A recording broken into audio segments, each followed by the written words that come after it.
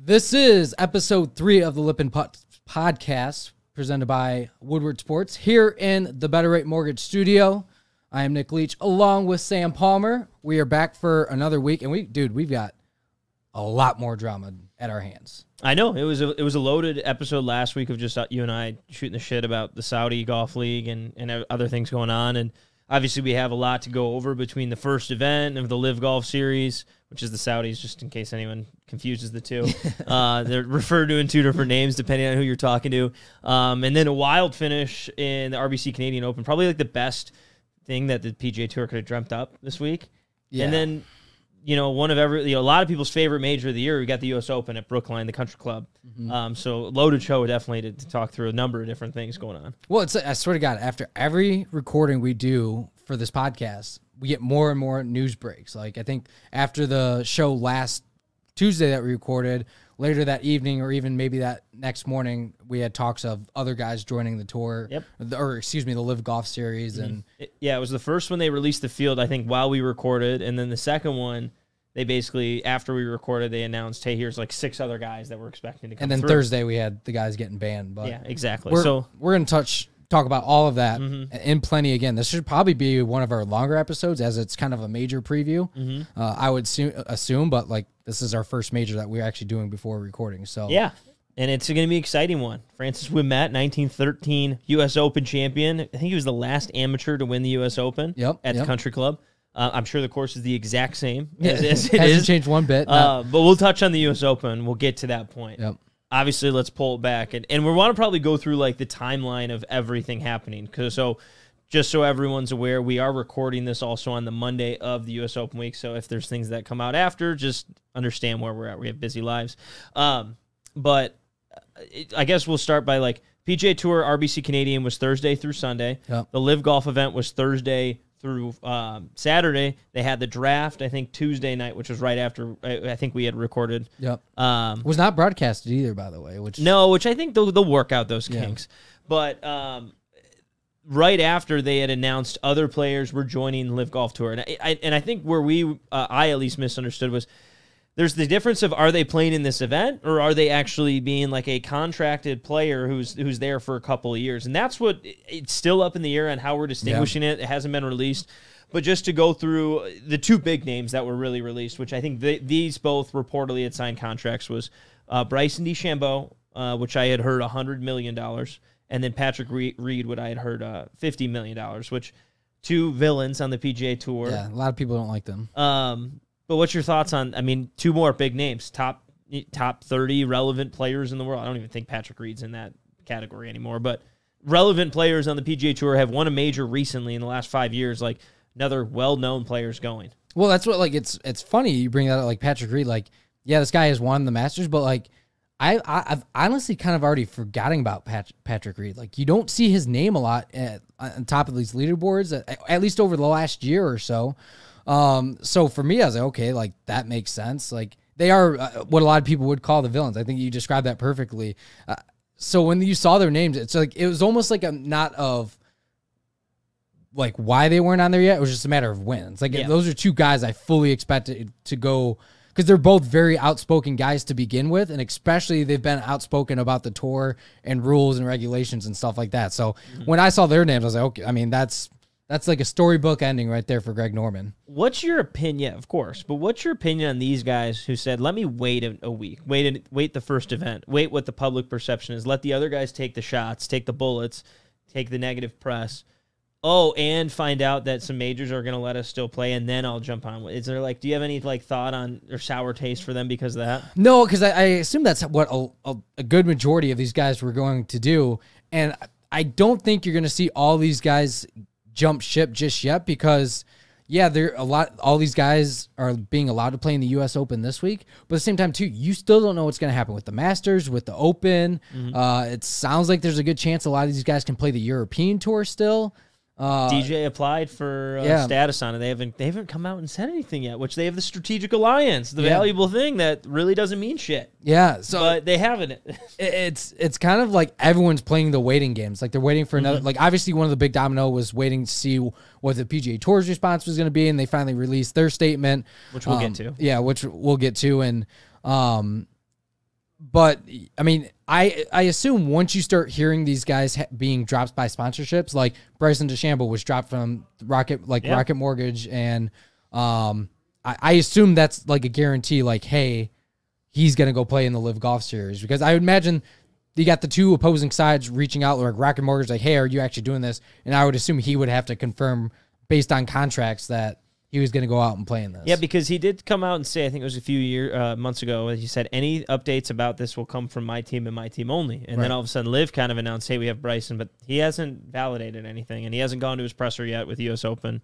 But either way, you know, the interesting aspect, I think, to the whole thing is, like you talk about Patty Reed, kind of aging superstar, not well-liked. A lot of players don't really like him, but he's cashing in. Mm-hmm. Bryson DeChambeau, $100 million. I have a thought. Some of these guys who are jumping on right now, and obviously this is kind of like the second wave, and there's probably going to be that third, fourth, fifth, sixth waves of guys jumping in and being signed. I'm curious if, like, they overpaid. We all acknowledge they overpaid a lot of these guys, overvalued the shit out of what they're bringing from a golf product.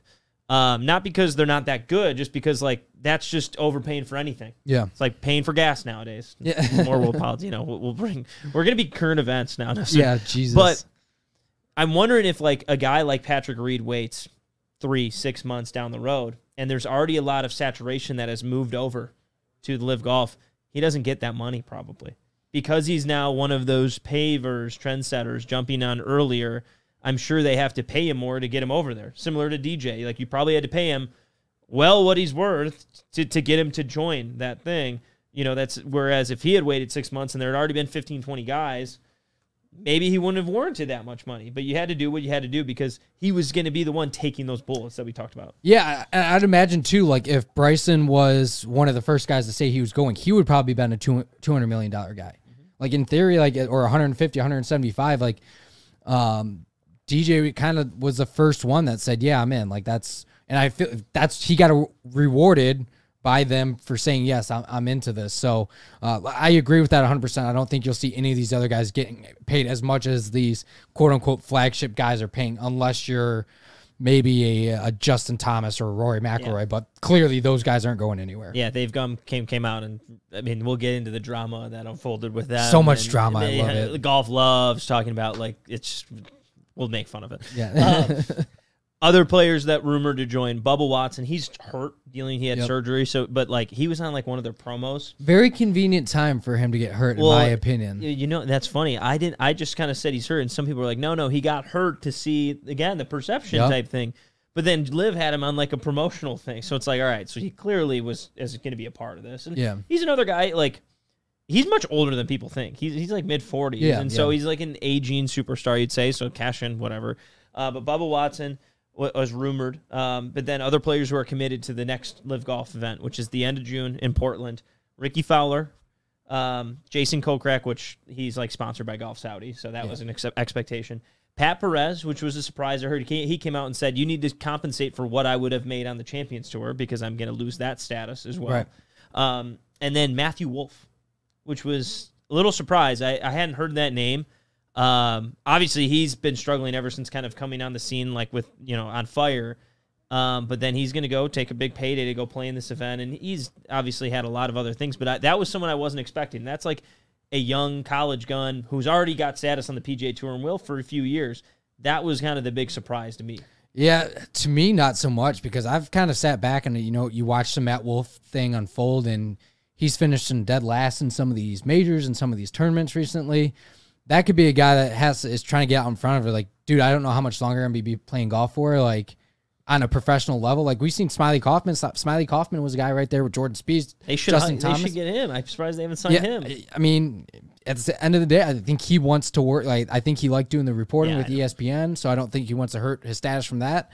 But same time, too, like, you have to face the facts, and I don't think Matt Wolff is trending in the right direction. He's already come out and admitted having a lot of mental health issues and things like that. So it is surprising to see him do that from that standpoint for a guy that's very admittedly open about mental health issues. But from the standpoint of a game, he does have one of the weirdest swings of all time, and a lot of people didn't think it was sustainable. Mm-hmm. And I think we're kind of seeing now what's going on with his golf game is he hasn't been. He's missed tons of cuts over the last year now. Yeah. So interesting though. I would love to see him and Bryson on a team. And I don't know. I mean, we'll get into all of our thoughts on how they showed the product and everything. But I like just surface level. I'd love to see Bryson, who hits it a mile and has kind of a goofier swing as well. And then Matthew Wolff, who really has a weird ass swing. Yeah.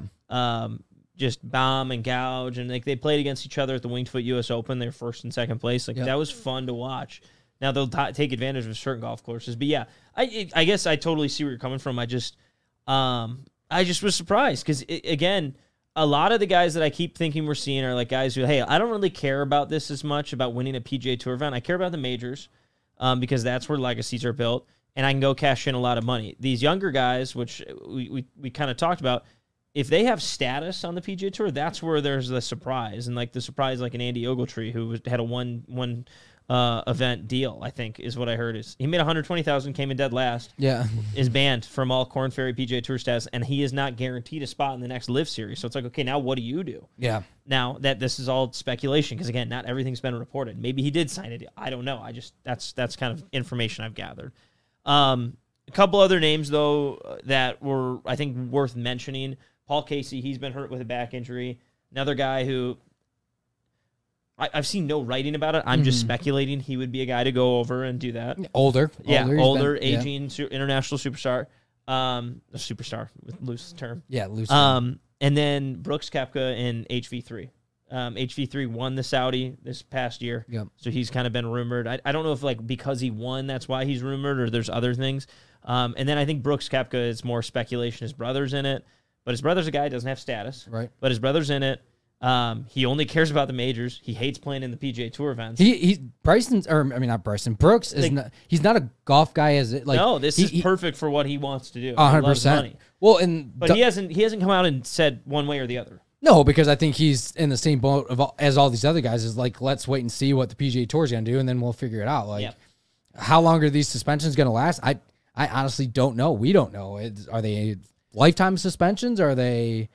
Well, and are they even going to hold up for a little bit, or do they have to go to court before they can actually suspend them? Right. I mean, there's. Well, I mean, rumor has it is if the guys that resigned from the PGA Tour would only have to sit out a year before being able to get their status back on the PGA Tour or playing in PGA Tour events. So I think it's going to come down as to will the LIV Golf Series survive? If it does continue and if it is sustainable, then yeah, these guys are going to be just fine. But like, if let's say after 4 events they just pull the plug on this thing because they're like, we're putting so much money into this, we're never getting it back. We haven't been able to sport wash everybody like we thought we were going to anyways. There's no point for us to do this anymore. So that's the unknown that I think's coming along with those guys. But at the end of the day, if these guys are signing contracts, they're going to get paid one way or the other. Exactly. And so I think there's two really big aspects to the whole thing. And we talked about it, that, cards that are dealt. What do the majors say? AK, what is the Masters going to say? Because, again, I think the RNA, they're going to let them play this year. Yeah. It's hard to in an Open Championship, probably similar with the U.S. Open, like, hey, we had this criteria, they met it, we can't just take them out now. But what is the PGA Championship? What is the Masters going to do? And then the other aspect is they don't get world ranking points for these events yet. You need to be an established tour for about 2 years. Which I didn't realize. I honestly thought if you were playing an event with certain amount of ranked players in the world, like it would automatically qualify based on the strength of the field. I was actually talking to someone about that here in the office. I was like, no, they automatically get world ranking points just because of the strength of the field, which I was completely wrong on. So that's interesting in itself. And so with that, this is why I don't think the majors are going to come out and say no. I think they're going to say, no, we're going to let them because it's not their fight. They don't want to get involved with legal issues and stuff. But I also think outside a few guys who have these longer-term exemptions from past wins, whether it be guys who automatically can go play the Masters because they've won in the past, or, for example, Phil, I think, has a 5-year exemption in the U.S. Open because of his PGA Championship win. Some of those existing major champions, they still have some exemptions, but not a ton left. Right. These guys aren't going to get world ranking points, and assuming the European Tour blocks them, which that could go 2 different ways. Right. They're not going to really get any world ranking points unless maybe they go on the Asian Tour, which you're not getting much from those wins anyways. And so the big dominoes are the European Tour, the majors, and obviously I think the majors really leading to, hey, if we don't do anything, like you might not earn world ranking points, so it doesn't matter. Now, the flip side, this European Tour, that's the big question. Yep. And basically, the European Tour and the PGA did the strategic alliance about a year ago when this became a thing. And really, all it did is said we're aligned, but they didn't really do anything other than have like the Scottish Open also be a dual event. And so Dustin Johnson applies to be a member on the European Tour, so he can earn world ranking points. So the European Tour can either say no, meaning, hey, we're just going to feed players to the PGA Tour and basically become similar to a Korn Ferry Tour. Yeah. And, hey, we're going to just help them out. Or they can be like, no, we're actually going to say screw you to Jay Monahan to the PGA Tour, and we're going to be our own entity, which I actually think could be a lot of value for them, getting these bigger, because now these big name players have to go play in these events. But again, it's what do they want to do? Who do they want to align with? And the hard part is they've already aligned with through some Saudi tournaments. And so if they're like, we're going to downplay this, well, like now you're kind of going back and forth. And it's just this really interesting scenario that we could speculate all we want. We just have to wait and see. To like take out of all the morals, all of our background, being Americans, blah, blah, blah. If you're the European Tour, wouldn't you grant these guys to come play your tour? I mean, I've read that basically they only make money one every 4 years, and it's the year they have a Ryder Cup. That's when they make all their revenue. And I'm not going to pretend to act like I understand the business model, but I'm sure as hell going to assume that bringing in bigger name players is going to help. Yeah.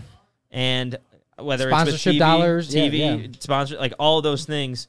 So, yeah, I'd like to assume surface level. Why wouldn't you? Yeah, to me, what's the PGA Tour going to do to European Tour? I don't like. Can they screw? I don't know. Maybe do you cancel the Ryder Cup? Like, I don't know. Like, there's a ton that I would have, like, ton of research I'd have to do on that to see what like that type of relationship. I mean, there's got to be some cordial relationship there. Having the Open and letting the guys come from the PGA Tour come play in that if they're not. I mean, they both have these cross events. Yeah. So yeah, it's curious. I'm shocked, but like.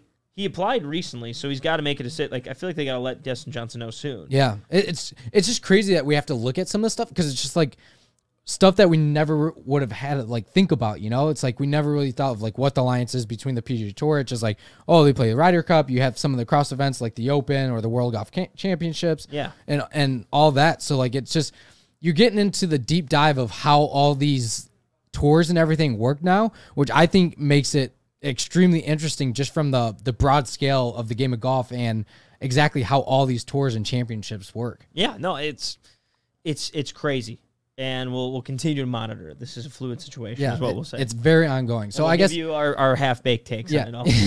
And I guess before maybe we move on to talk about the PGA Tour suspensions, I feel like we got in here and got so excited to talk about, all the unfolding drama still. It's like we didn't really get to catch up on each other's weekend and did you even play golf this last week? I played Thursday. I won in a handicapped event. Nice. I beat my brother. #SuckItMax. Yeah. But like it's sad that I like have to keep track of like how often that happens because it does not happen often. You got to take the wins when you can get them. But no, I didn't. You had your golf weekend. I didn't play much, but yeah, I was up north at like the Indian River area. Played Indian River on Friday and Saturday. Played the UAW course Black Lake on Friday morning, and then played Hidden River on Thursday, which I'd never played Hidden River before, and or Indian River. So it was two little like totally different tracks. Obviously, it's up north golf. A lot of fun. Both places not really too expensive, which is always a good sign when you're up there with a bunch of people. But the weather was perfect. I had one good round, and then the other 3 rounds, I wish someone would have just taken me out back and shot me because I was just a mental midget the entire weekend. That's no fun. No, and I finally realized what it was is like I had money on the line I was doing Nassau's with my cousin, Mackie, who I used to live with, and then my younger brother. And I've like my whole game this year, I was like, I don't really care about how I've been playing this year. I haven't been practicing, don't really care. Well, I got to this weekend, I was like, I want to beat these guys so bad just for bragging rights, right? It's your younger brother, like you just said. Mm-hmm. It's your younger brother. You want to hold when you beat him, you want to be able to brag to him about it, or anyone in your family. Same thing with my cousin. It's kind of the same way. And I just pressed so much that I played bad like 3 out of the 4 rounds. So you lost a lot of money? No, not really. Cause like blow up. Like I'd shoot like 45 on the front nine and then go out and shoot like 39 or 40 on the back nine. And we'd push and then they'd get me on the totals because I had like I had like 2 quads over the weekend, which I couldn't tell you the last time. And 2 4-putts. Hey, I 4-putted to make you slim. Yeah. I started. I don't know like where that comes from because I don't ever like all year I've been like, but my putting's been questionable all year. Like there's no denying that. But I've been hitting the ball great off the tee, and like this weekend I could not find the ball off the tee box at all. Oh, that's not fun. No, it was not a good time. No, it pops out of nowhere, and then you just forget about it. Yeah, I'm just gonna. I should probably just practice every once in a while. That's too much work, though. You'd rather just go play. That is true. Like if you're spending the time, you got to go play. But all in all, great weekend. Again, we beat all the weather. I think Saturday afternoon it finally thunderstormed, but we were done with our final round at like 2:00. So we literally beat all the weather, much like we did up at Boyne. Yeah, we beat the weather a day early too. So it was a great weekend. I did not drink nearly as much as I did the weekend probably before. smart. Yes, much more enjoyable too. Like when you're not waking up like hungover and stuff like that. I can't tell you how much enjoyable that is on a golf trip. Yeah. It's funny because I've gone on different golf trips where drinking's heavy, drinking's not. I like them both. They're very different. Yeah. There's just priorities on either, and one's partying, one's golf. It doesn't matter. Yeah. Well, I think it's good having a versatility. Well, and I wish I could say like there was a difference between like heavy drinking and not drinking, like for my golf game, but there wasn't. I played bad both like days after either not really drinking heavy or getting See, if you at least blasted. drink, you have an excuse. Yeah. So I don't really have an excuse for the other 2 rounds I play bad. So maybe we figured out what the common denominator is. Just get drunk. Hey, that could be it. We did get really excited. All right, so back on the LIV. Yeah, back to it. All right, so just 17 players were suspended. Yep. I'm going to list through all of them. These first guys are guys who resigned from the tour, which means they technically could come back, we think. We don't really know. Sergio Garcia, Brandon Grace, Dustin Johnson, Martin Keimer, Graham McDowell, Kevin Na, Louis Oosthuizen, Turk Pettit, Charles Schwartzel, and Lee Westwood. The guys who have not resigned but were suspended, Taylor Gooch, Matt Jones, Phil Mickelson, Andy Ogletree, Ian Poulter, Hudson Swafford, Peter Uihlein. So basically they just said they're suspended for the foreseeable future. We're going to figure out kind of what the plan is there. I don't really know if there's much more to talk about other than just letting you guys know as that list will continue to grow. The moment balls are in the air, I think they will suspend those guys. So the moment Bryson and Pat Perez and those guys hit at Pumpkin Ridge, they will also be suspended. And that includes everything from the Champions Tour to PGA Tour Latin America. Yeah, it's not just the PGA, it's Korn Ferry, it's all that. So like James Piot, not on that list. He didn't have any status, so he technically couldn't be suspended. But they also came out and said, hey, if you've played in these LIV events, we're not going to let you get a sponsor's exemption. Which is weird. I understand their stance on that. Yeah, I understand that too, but like James Piot technically has not been banned from anything. I think he has the U.S. Open left. He's got the Open. He has Stan-Am, so he lost the Open exemption. No, I think you can play in the Open. Finally allowed that you can play. I could be mistaken, but I thought they allowed it. Either way, doesn't matter. But I thought he had like 2 or 3 more events that he got to play in as a professional or as a professional now that the PGA Championship was done and over with. So that was an interesting name. The one like the Andy Ogletree, I didn't realize he had any type of status, but I guess if you have status on the Korn Ferry Tour or Latin America Tour, like they're just banning you across the board, which I thought was, I mean, it makes sense. They're all affiliated with the PGA Tour. So here's my thought is, again, I mean, James Piot, U.S. Amateur Champion. You'd like to think, again, we've talked about this last time ad nauseum. The U.S. Amateur is the biggest amateur golf tournament in the world. Correct. Specifically, you often, most of the time, if not all, I don't know the last time it wasn't a guy who was kind of coming out of college to win, is a guy who's going to be an up-and-comer and a face on the PGA Tour. They need to create some sort of avenue for that type of player because it's a big event, or they need to somehow, like we talked, like Andy Ogletree hasn't had a great professional career since turning professional. Obviously, I think James would have wished it's maybe been a little better in the events he's played on the PGA Tour. Right. The last real good amateur who won the USAM was Victor Hovland, and we obviously know how he's done. But he didn't have an avenue. He had to go on the PGA Tour, happened to play well in a few events, and got status that way. And so I think that's what they need to figure out, and they're slowly adopting it.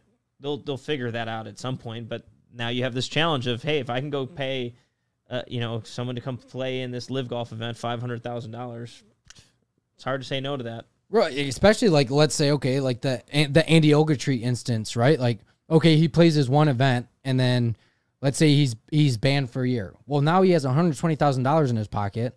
He can go practice at wherever he wants, or practice for a year until his suspension is done and over with. And then you had a year practice, a year playing under your belt, and you have money in your pocket to go grind out whatever mini tour or anything that you want to go do. Yeah, the only problem is, like, really what tours are there?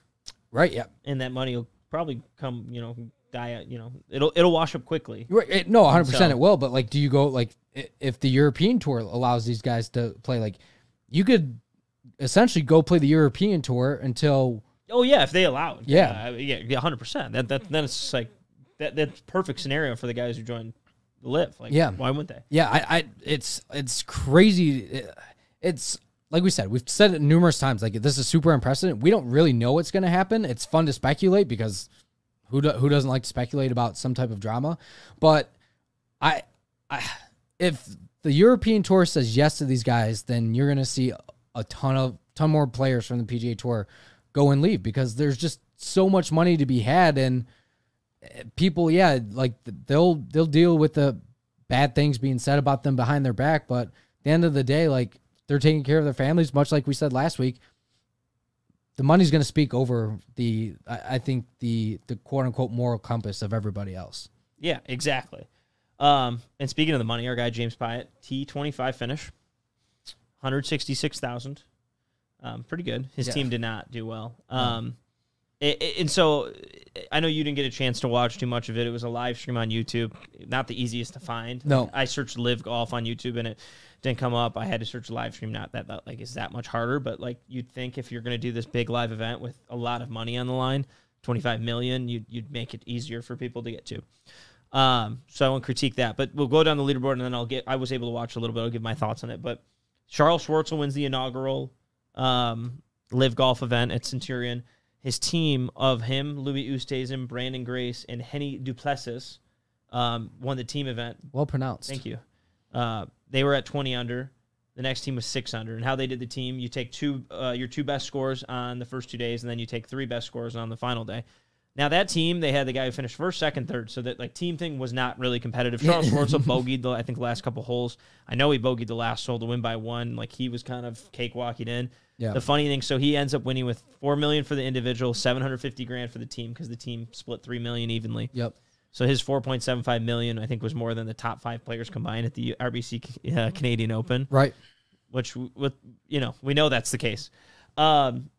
So here's my thought, and I've listened to a lot of people in the media ripping on, it wasn't exciting to watch. It was boring, and then you have to compare it and juxtapose it to what was going on in Canada, which was really exciting on Sunday. We'll get to it. Mm-hmm. But I found it very entertaining to have, while I was working. I wasn't, paying full attention, but I was at the side. There's a lot of, information you can see and how many shots they showed compared to, commercials and other things you see in a normal broadcast on the PGA Tour. Now, differences. One's on YouTube with a much smaller camera crew, no advertisements because no companies have jumped on yet with this, so they don't have any of those obligations yet. So that, I'm trying to think of it in a grand scheme, but it was entertaining to watch. And, I think if you're a golf nut fan, it'll be entertaining. If you're not, it'll be different. But I also think that comes down to they didn't do a great job, I think, showing the team event. And it wasn't close. Right. And I think they can make it, my opinion, if they really want to succeed on what they're trying to do here, they need to steer more into this team aspect. And so having 80% of the purse go to individual and 20% go to the team, again, that might have helped get the players there, but I think you need to be more of a team-oriented thing and get these guys to buy into what they're doing together. That's my thought. I just didn't see it come across the broadcast. Yeah, I mean, it was so the reason I couldn't watch, up north, obviously, everyone knows if you go to upstate Michigan, you start losing service halfway up the drive at some points. And so I had it on in the car. So I was watching a decent amount of it as soon as they teed off at 9 a.m. But it was the quality obviously wasn't that good on the phone with the lack of service. So I was struggling from that standpoint to watch it. But it was hard to, kind of keep track of exactly what was going on. You're getting used to a new leaderboard. You're getting used to new announcers. The announcers didn't seem like they knew exactly what was going on either. So Which, for the record, all announcers don't. Like, right. All announcers get ripped apart for the one wrong thing they say now. There was a few other ones. Like, one said, "Oh, Patrick Reed, beloved fan in the Americas." Like, oh, dude, like you gotta have some feel on that. But I do think that they're gonna try to drag any of those things said through the mud whenever they are incorrect, and especially when you're in a group that is considered to be really under the microscope. They're looking at every detail they can to rip on it. Yeah. Yeah, and that's what, part of the, that's what, the golf media that's, for the PGA Tour and it's made tons of money because of the PGA Tour. That's what they were saying. Like, the product was so bad this week. It was, you had pretty much a wire-to-wire finish without much excitement. All these guys that you paid hundreds of millions of dollars to weren't even in contention whatsoever. I think that played a big part of it. Obviously, I think for those guys, they were dealing with a lot of backlash and noise in the media.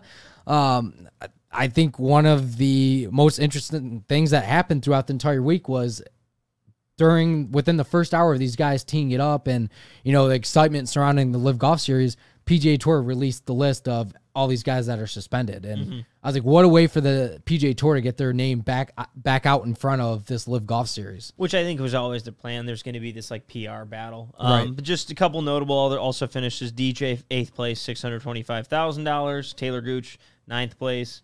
Louis Oosthuizen T10. Ian Poulter tied 20th. Like, not some good finishes. Sergio Garcia 22nd. Lee Westwood 29th. Phil Mickelson 33rd.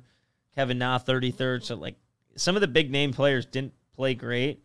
I mean, Henny Duplessis. Have you ever heard of this guy? No, but your boy Sam Horsfield was up there. I know. That was my pick. Hey, 5th place, $975,000. But again, like, I think that also goes to show, like, some people are going to rip on, like, no, just all these guys suck, basically, and that's why, like, Charles Schwartzel won. I also just think that's how deep golf is, too, and, like, you get to some of these events, and, like, yes, like, there's guys way down the bottom of the leaderboard who didn't have great weeks, but, when it comes to a 3-round event, that's pretty random in a course of a season-long look at how you did, and, if Henny Duplessis has a good three days at a course where maybe not everyone else knows, that's how he can go and maybe earn a living or become a notable name. I literally don't know this guy, anything about him. Me neither. He's on the South Africans, and I'm going to do a little more research because he's got a cool name.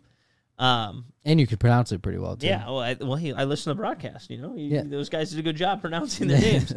But, it was interesting, and it definitely did not have the juice a PGA Tour event did. Now, again, part of that lack of broadcast, lack of resources to do that, but it was the first one, and I think the first one, I found it entertaining, and I sure as hell am going to go watch the second one. That's all I'm going to say. Yeah, I mean, you're going to get the bigger names, right? And I do wish I could have seen more of it on Friday and Saturday. It just happened to be at the same time I was teeing off playing, in this cousin's golf trip that I do each week. So I am at least looking to get the opportunity to watch the next one in its full, and get a little bit of a better feel for it. I mean, within the first, I would say I probably watched a good 2-3 hours of it, at least on the drive up. So okay. I got a good feel for it for the most part. Wasn't really that impressed, but I feel like that's kind of, it'll get more exciting on like the Saturday, right? And I do believe they have to incorporate the team stuff a little bit better to make it feel like more of a team rah-rah type of game. But if you would have looked at me and it said, is there any chance Dustin Johnson or Phil Mickelson or any of these big names that left the PGA Tour would win? 0% chance. You knew half their battle this week was going to be fighting through the media. Mm-hmm. No, I'm curious. I knew I think there was odds out on. I at least know on Data Golf there was odds to a percentage that they thought guys were going to win. And DJ obviously had the largest odds because he's the best player in the world there. But right. Again, you have a lot of other extenuating circumstances and variables that they have to deal with. What do you think about their leaderboard and everything that they had up on the left side? I liked it. It felt like more futuristic, I guess. Some people, and this is again, I struggle to, and this is a personal issue I have, is I struggle to look at things in a light of, I'm a major golf fan. I watch it week in, week out. I follow along. To the average golf fan, they probably don't even know who Taylor Gooch is. Yeah. They probably knew 6-7 names on this, where you and I know 25, 30. And so, I don't think the average golf fan liked it as much because they were like, it's too confusing. I can't tell who's what's name and everything because I only had the 3 letters. But I was like, no, you figure it out pretty quickly. So I liked it. Again, I don't know how it was maybe as perceived to the average person. I don't. You said you liked it too, or yeah. I mean, I didn't. The jury's still out for me. I didn't watch enough of it to really get a good understanding. I think that's going to be the first few events. Like it's new, right? You have to. A lot of people are going to come out and say they didn't like it just because it's something new. It's a new format. We're not used to it. You're playing events that don't really have like history or meaning behind it, so it doesn't have the same type of feeling as, let's say, the RBC Canadian Open, like they just played. Like that's been a tournament that's been on tour for a long time with guys like Sam Snead and Jack finished second place a bunch of times, Tiger winning. So like it's hard to kind of compete with the nostalgia from that standpoint, but I mean, it's a new day of golf. It's a new thing. So it's going to take time to adjust, and really it'll be on us to see if we like it or not. Cause I feel like it'll at least be a good indication. Like if this is something we could watch all day, I mean, then we'll find out. But I think the jury's definitely, it's still way too new. Yeah, I mean, I guess I'll finish it with this, and then we'll kind of move on to the RBC. But I watched more of the LIV Golf event than the RBC Canadian Open. Part of that was I was busy Sunday. But again, I'm not going to not watch it. Let's put it that way. Right. I found it enjoyable enough to have on, even if I'm working, where it's like white noise and I'm just listening to it. So it's another thing to watch. There's a saturation of the players are now split basically, and divided, but we'll cross that bridge when we get there. And I think there's just a lot more to come. And I think at some point on this, we'll want to give our takes of like, what do we think this leads to within golf? But that could be another full episode way down the road. We got a few other things to get to. Well, I started thinking about like from a standpoint is like start treating this, like treat the LIV Golf Series as if it's like, I don't know, like a tournament at a country club. Like throw some long drives out there for $1 million. Throw some closest to the pins out there. Like people can relate to that a little bit more. And I think that would actually be a unique thing that this series could do that wouldn't, it's not really out of the norm because every event, everything that you do, most tournaments have those little side games in there. Yeah. I actually kind of like that. Some of the golf purists would hate it, but I even joked like set the course up however the hell you want to set it up. Put in internal out of bounds, put in like a freaking car in the middle of the fairway. Or what were we saying? We were saying if you get to a certain area, like you lose a shot, like just you could come up with some creative things, which now surface level, that's a stupid idea. I get it. Yeah. But I'm just trying to prove a point. You can come up with creative ideas, especially since this doesn't have world ranking points. Now, I think their goal is to get to that, so doing that would probably defeat that purpose. Right, yeah, true. But longest drive, close to the pin, you can easily do those things. Like skins game, like let these guys paying for a skins game. Yeah. Like, Phil would lose all of his money all over again, and you get to at least see it publicly. This for the one's first for time. You, Workday. Yeah. So I mean, I would be like, just make it. I guess normalize it more. Like, how many events have you played that you've played like long drive and closest to the pins? Like every random stuff. Yeah, that's like we played like up north this weekend. Every day we had 5 closest to the pins out there all day. Like everyone threw in $5, and then we'd split it up based on whoever won. So I was like, do that. Like, see if someone can knock one close for $1 million. Like that. Yeah, that's hole in one. Yeah. Now, did you see the guy who runs the fund did say any player who goes and shoots 54, which is, for anyone who doesn't know, LIV stands for 54 in Roman numerals. Correct. But then also they consider 54 the pursuit of perfection in golf, kind of the perfect game, 18 birdies. Said if anyone does that, I'll pay them $54 million. Which is, I don't know why he'd come out there and say it, because no one's ever done it over the course of competition. Hey, all PR is good PR. But my case is like, all right, if you're going to do that, at least set the course up so a guy can go out there and shoot 57. Or have like a round, and I think this is maybe a good time to move into the RBC, but like Sunday at the RBC was all of a sudden scores were so low. Yeah. And so maybe you have a round once a year where it's like, hey, we're playing this from the women's tees, or we're doing it, we're setting the course up to be scoreable. Yeah. To bring the 54 right in the middle and play. Like, shit, that might bring people a little more interested in. I don't know. Yeah, you get a guy on 54 watch, like, hey, this guy's on pace. Like, there's a chance you could win $54 million right here. Like, they're gonna hire us. We're gonna be a part of their creative. They're gonna give us We're consultants for LIV Golf. No, hey, don't say that. We'll get dragged through the mud. I mean, there's probably a good chance. All right, so let's move on to the RBC Canadian Open. Rory McIlroy wins by 2. He wins the tournament. Him and Justin Thomas were tied going down 17. I wasn't able to watch. You were able to watch. I watched the entire energy. Yeah. I mean, all I saw was final group: Rory McIlroy, Tony Finau, Justin Thomas. You knew those were the three of the 7 big names in the event. Yeah, you knew the PGA Tour was like, this is a dream scenario for us right now. Let's call it what it was. The LIV Golf Series was not that exciting this weekend. It was different. It was exciting because it was new, but it wasn't competitive. But the golf was not competitive whatsoever. So then you flip over the channel, they have Sunday completely to themselves. And you got, again, Tony Finau, Justin Thomas, and Rory McIlroy. Like you said, 3 of your biggest names over the last 2-3 years now in contention to win this event. And it's the first time being back in Canada.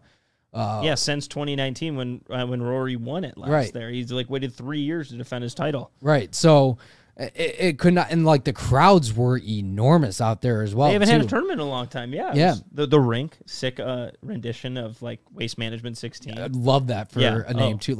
Bring in the Canadian culture along with the PGA Tour. I thought that was They have awesome. referees as the guys who hold up their hands to tell everyone to be quiet. Yeah, it's the marshals and what. Yeah, thank you. I was like, geez, what's the name? Yeah, they had they even put boards out there, hockey rink boards. The guys are pounding on it, and I was like, that's fun for the spectator going. Right, 100% agree. Even for us on TV, how I think you're going to start seeing maybe facilities and stuff try to do a little bit more like that, and that'll help the PGA Tour case for an entertainment value, because I enjoy that all throughout the weekend, especially on Sunday. But they talked about this tournament had a major type feel to it, even though it wasn't a major. And it's hard to say a week before the U.S. Open, but we talked about it on the podcast last week. This is Canada's one big tournament a year that they get to have an event out there,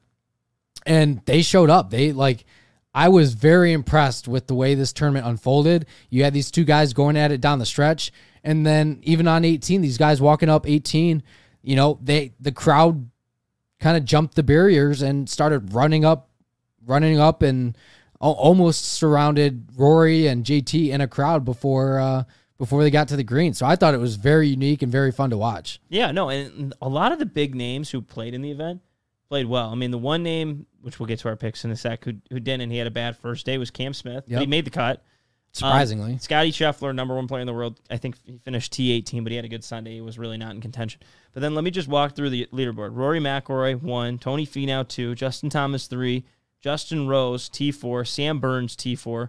Corey Connors, 6th place finish. Shane Lowry, Matt Fitzpatrick, top 10s. T10.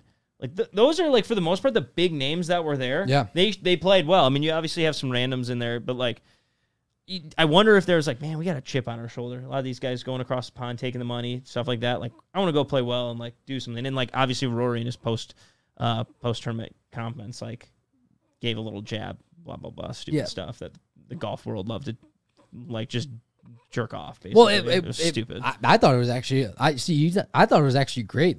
The fact that Rory realized that he was at 20 PGA Tour wins along with Greg Norman, and then was in the moment able to kind of capture that, I'm at 21 now, it's one more than somebody else. Again, from a fan standpoint, that's the drama and stuff I'm here for. So hold on, let me back up a second on my take. I have no problem with him coming out and saying that. Mm-hmm. I'm completely fine with him taking a jab at a rival tour now. Yeah, I think where I got annoyed was everyone in the golf media world's just loving it and laughing about it and oh, this is so great. Whereas if someone did it on LIV Golf, they'd be how could you do this? This is a traditionalist game. It's see, these guys aren't class. I don't know. I'm speculating at that point. I think I just hated how they took it so far. Yeah, well, that's what everyone's kind of their argument's been about it is, all these writers and stuff are protecting the PGA Tour, and I said all these beat writers, all of these reporters, the PGA Tour is what's paid them for the last 20, 30, 40 years now. That's what's gotten them their money. So what are you going to do? Of course they're going to ride hard. Of course. That's what you're going to do. But you saw over in LIV, in the LIV Golf Series, during the Phil Mickelson's press conference, Alan Shipnuck, who wrote all the stuff about Phil. I think I said Shackelford last week. I was wrong. I just like to get that on the record. Yep, that's right. We all like to admit when people admit when they're wrong. So kudos to you. Shows who you are as a person. Thank you. But Alan Shipnuck was over there and was trying to get in the and they booted him out. And you saw it was a very villain type scene where you had Greg Norman right over his shoulder watching it all unfold, and they booted out because they didn't want him to come in there and ask any questions that were gonna make him look bad or the tour look bad, LIV Golf Series look bad. So, and then he texted Norman. Yeah, did you see? He texted him. He's like, "Hey, did you hear about how I got kicked out?" And he sends a screenshot to Norman of him behind, like looking at him getting kicked out. Alan Shipnuck's been very adamant about he doesn't want him to be the story of this whole thing. Yeah. Where it's like, dude, you're the one who created the story by posting these things earlier. And I don't know. Part of me think, like, I know he doesn't want to, but he's created this persona himself, and it's... Well, he definitely has. He's taken advantage of it. And that's what I think some of these media members are. And someone brought up a good point. It's like, if LIV Golf paid half of these guys $1 million to come cover their league, you don't think they would have jumped ship too? I don't know. Again, I just the whole like self-righteousness behind it all is what bothers me, and I'm much better than you for thinking this, and I don't know. Yeah, that's kind of what sometimes like steers me the other way. Yeah, but getting back kind of on track though, I did love Rory taking a dig at it because that's more drama for this upcoming week with all these guys from the LIV Golf Series coming back to play the U.S. Open. The embrace with JT and Rory at the end of the round was pretty cool.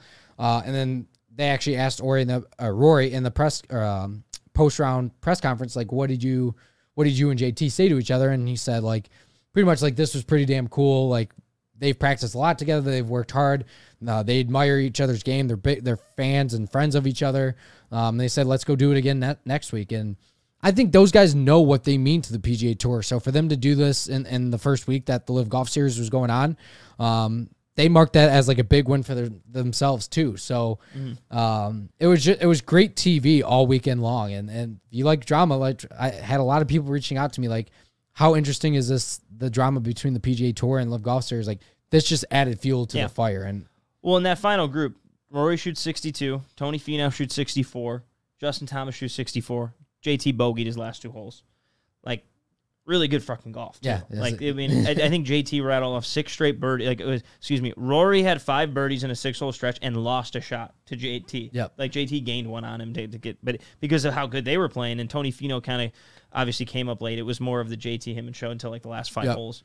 Justin Rose, 3 bogeys on Sunday to shoot 60, including bogeying 16 and 18, and a par 5. I think it was the 9th or 8th was the par 5, but it's like. Imagine shooting 60 with 3 bogeys. Imagine just like I'd be happy if I just went and played golf with only 3 bogeys. Agreed. Like that's why I try to put that in perspective. Like I was like, okay, like next time you go out and play golf, Nick, like just imagine like you can make a couple bogeys and still either get it under par or get it to even par. But I was like, the problem is I don't make enough birdies. Yeah, I mean he had 2 eagles, I think. It was he hold out on one from like 187 yards out to get his round started for eagle, and then just went on a tear. And then you could tell like that last hole, like I know they thought like maybe the win or something, but his adrenaline was just pumping. Yeah. Well, and his ball barely trickled into that first cut. I did see that. That was like one of the parts I was able to watch. And so he instead of being on the fairway, he had what they said was maybe a flyer. I mean, he hit it 30 yards over the pin was a front pin and it was a long green, and he flew it. Yeah, it was like whoa. Well. If he would have birdied there, he would have shot 58. Yeah. Not even 59. Like he was on 58 watch. Yeah, he had a par for a 59. Yeah, and then unfortunately he hit it over the green, and that's probably one of the hardest greens on the course because it slopes back to front and just runs away from the hole.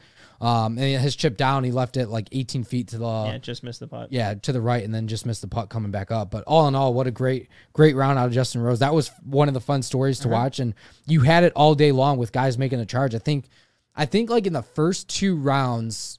The scoring average was like, or not scoring average, but rounds over, the score over par was like plus 400 or something like that, something crazy.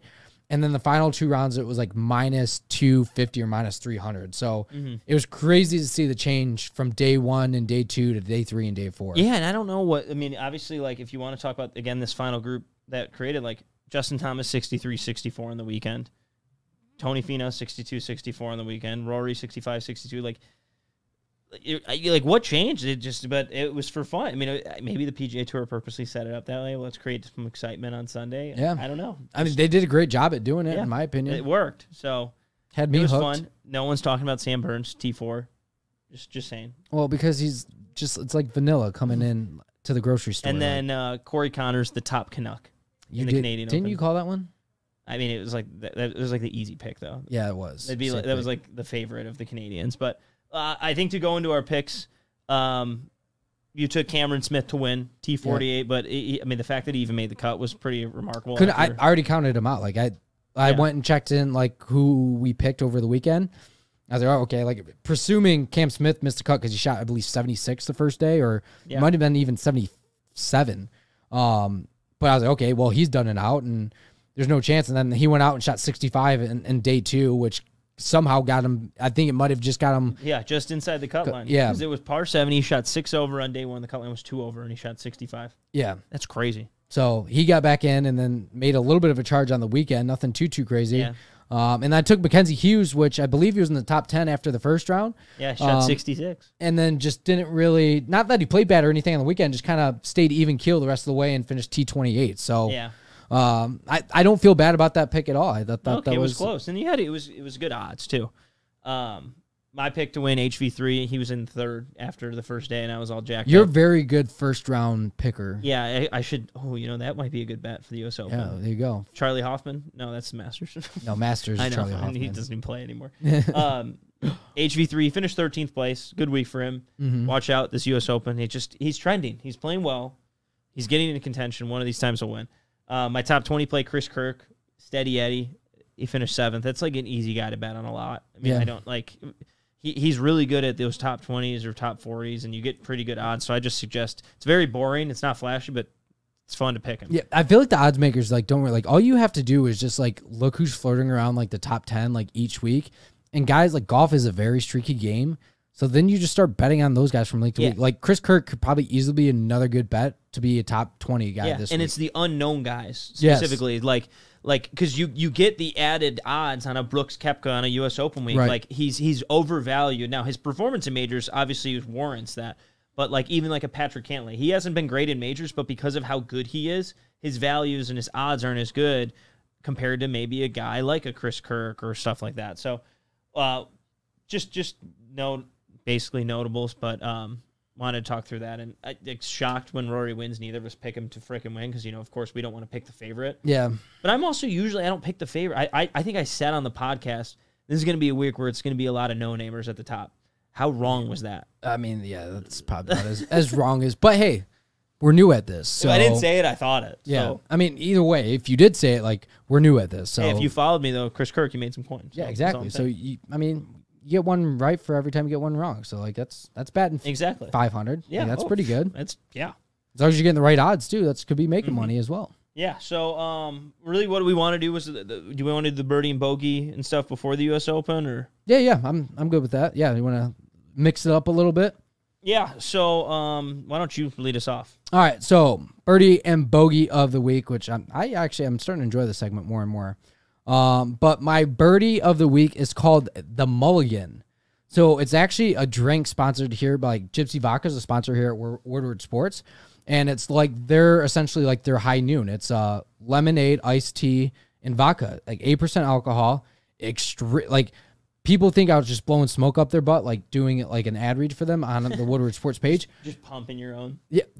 Dude, these things were awesome. And like dangerously awesome because like, and you have to make sure you drink them responsibly because you can't taste the alcohol in them. Mm-hmm. So it almost just felt like you were just gassing Arnold Palmer's left and right while catching a nice buzz on the golf course. And like, what a perfect name to be like sipping on something on the golf course, something called the Mulligan. Sweet cans too. Sure. They got like different flavors, like raspberry, iced tea with vodka, lemonade, and I believe there was another one, peach. I didn't get to try that one, but I'm gonna try that one here soon enough. But that was kind of like the highlight. Like, damn, the birdie of the week is Mulligans, and not in the golf sense. Correct, but kind of in the more golf sense. More of a drink. Yeah, very punny with that one, but very much enjoys those over the weekend. Perfect for the golf course. Okay, love it.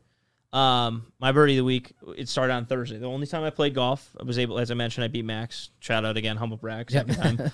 But I won the Welch. I won $200. Oh, I nice. won the game. I started actually scoreboard watching with like a couple holes to go. And again, like, we don't play in a lot of these tournaments, and this is a very basic net game with skins involved. But to someone who likes to try to get that resemblance of what it's like being in the lead down a tournament, it's fun. And so I looked and I was like, all right, I'm one back with 3 to play. I made a birdie, and it's like, okay, now you're tied. Now I found out I was in the lead on the last hole, par 3, water left. I played like a bitch. I hit a 9-iron to the fat part of the green. I ended up having to make like a 10-footer because I had a terrible first putt. But I was like, I'm kind of playing soft, but it was fun to try to go and like, all right, this is, and it was also to shoot 72. It was my lowest round of the year. Oh, nice. So I was also like, hey, like, I'm rationalizing this in 2 ways. It's to win, but it's also like, I haven't shot 72 yet this year. I wanted to get that one off. And so that was my birdie. I mean, it was just nice to get a good round, especially I made the joke, the Mickey Slim to me is like the Masters. It's my major of the year.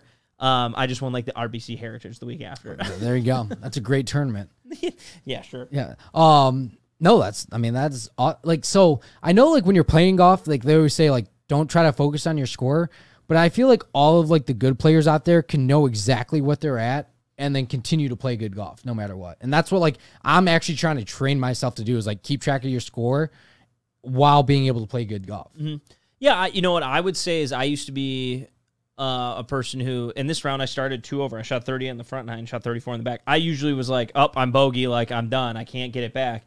And what I've learned in the last couple of years, it's hard to train. I don't think I'm like perfect at it, but I've kind of been like, hey, if I don't like it'll turn around at some point. Water will find its level, whether it's a bad front 9, it'll be a better back 9 or vice versa. Like, I'd like to think from an analytics perspective, through 18 holes, I'll hit a certain amount of good shots and a certain amount of bad shots, and hopefully they'll counter, you'll time it up right. But it is an aspect of like when you don't know how you're doing and you don't kind of care, there you play better. Yeah, I totally agree. But I feel like there's a sense too that like once you get to like a certain level of play, kind of like you said, like even the guys and I know it's hard to compare yourself to these guys on the PGA Tour, but like how many times have we seen like even like totally separate, but Mickey Slim, like Connor, like our buddy Connor. You told him on the 18th green, he had like a 25-footer, like, hey, you got to make birdie here to win. And then he stepped up and went clutch because, like, what else? He has nothing to lose at that point.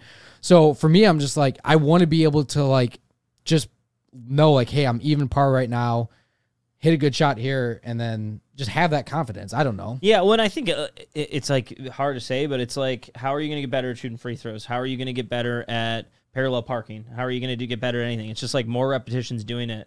Yeah. And like I will sit there and tell you, you got people on the, you got people on the patio. No, they have no idea where you're at, but like internally, like I've felt some nerves on that shot of like you got water left, like you're even par, like this is fun. And so I think it's just more getting used to those experiences. I mean, you talked about being even earlier this year, and just like getting accustomed to that and just learning from what you did the first time and how can I go about doing it differently. Right. I will say some of my lowest rounds though have usually been when it hasn't been great at the beginning and it kind of comes really good at the end and you like don't realize where you're at. Yeah. Yeah. And it's weird how that is because you don't like if you start off, let's say you start off birdie, par birdie. So you're like 3 under through 4 or something like that.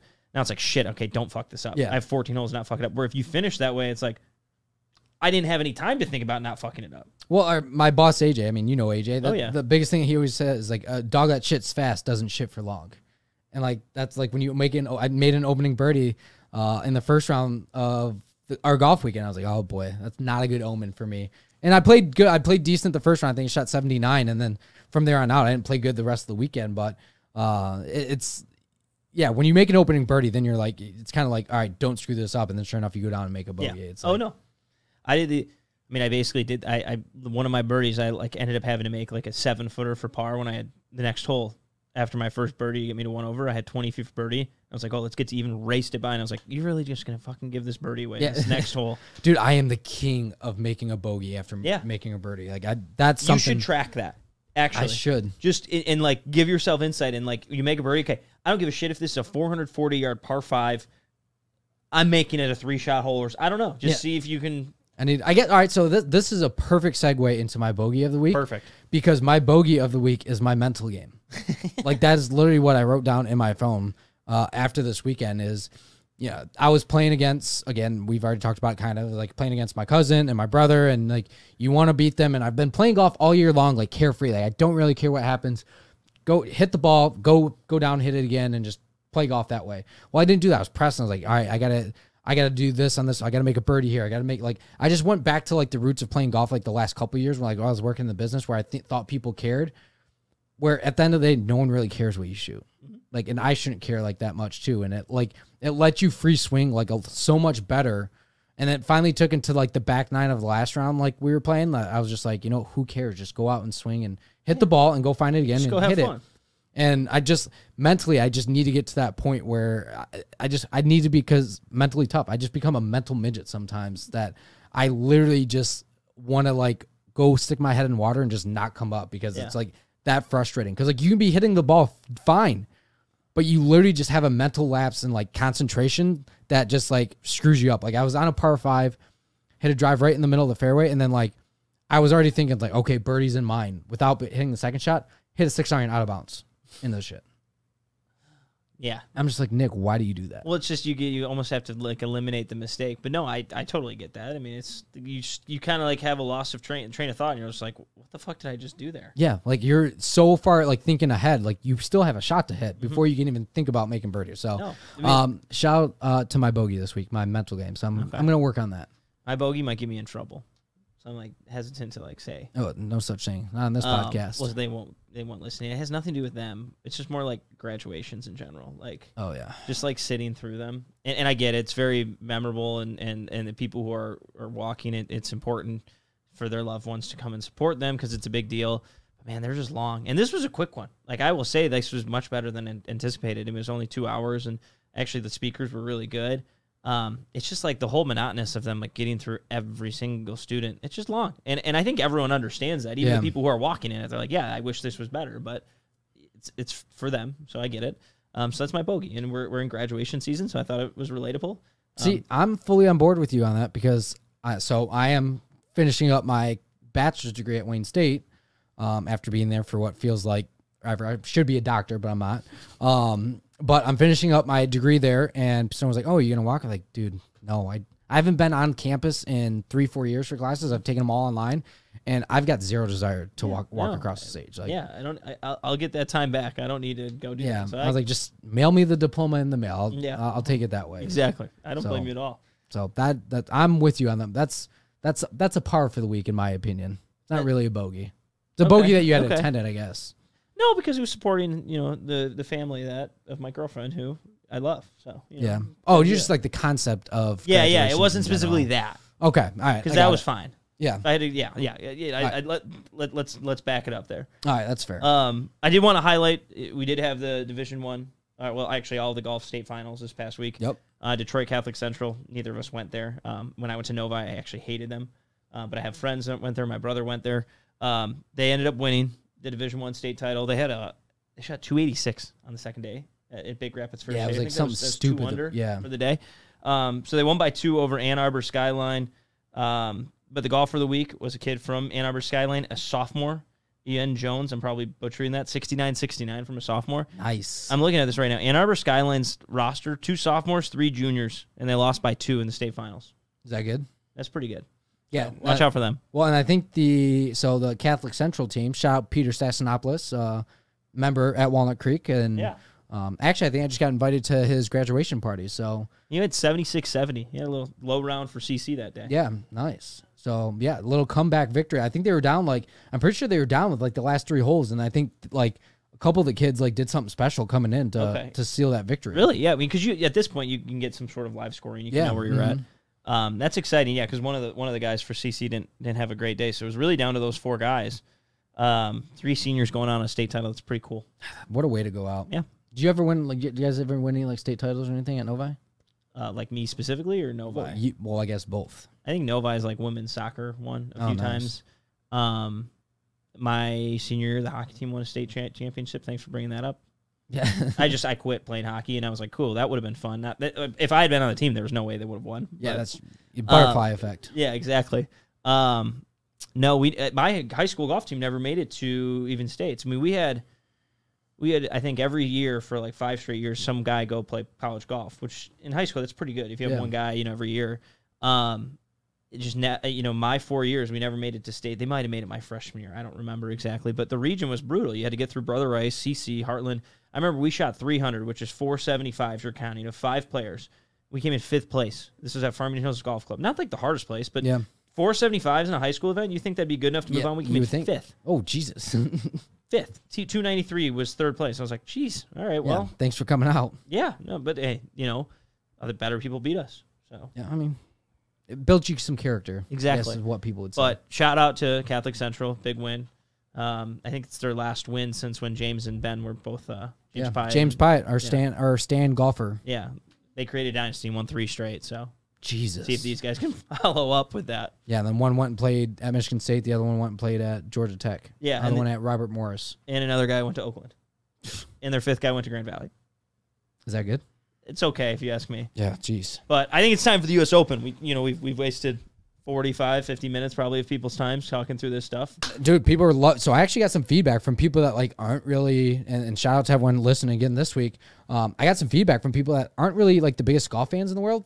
Said the drama of the LIV Golf Series versus the PGA Tour right now is to listen to. I'm telling you, this is WWE, WCW, all that jazz from the late 90s, early 2000s. It's coming out. Yeah. And it started with Rory's 21st PGA Tour win comment. Yeah. I actually saw there was like a PGA memes. It's a really funny Instagram account. He did like the NWA, which was NWO, which is what they called the New World Order. NWA is the rap group. Yeah, sorry, which they copied off that. But New World Order, which was like some of the guys who defected, and they were like, it was like all Bryson, Phil. It was just funny. Yeah. If you like wrestling, you'd get it. Anyone who doesn't, I'm doing a really shitty job explaining it. That's right. PGA Memes had another good one with Andy Ogletree this last week too. Did you see that one? Yeah. It was like they photoshopped him onto, I can't even remember who it was now. I sent it to someone. Let me find it. But they photoshopped him onto somebody, and it said like it's gonna bug me that I'm drawing a blank on it now. Girlfriend this week on House Hunters. Girlfriend waitress at Pop Stroke. Andy Ogletree last place finished at LIV. Budget $3.69 million. Yeah, exactly. Like that's great. Oh, that's funny. All right. So for the U.S. Open, we have a few different things. Obviously Brookline Country Club. Last time there was a big event was the 1999 Ryder Cup. We have mainly we're going to talk through some bets. We both did a snake draft lineup for DraftKings, so we made sure we couldn't take the same players. Yep.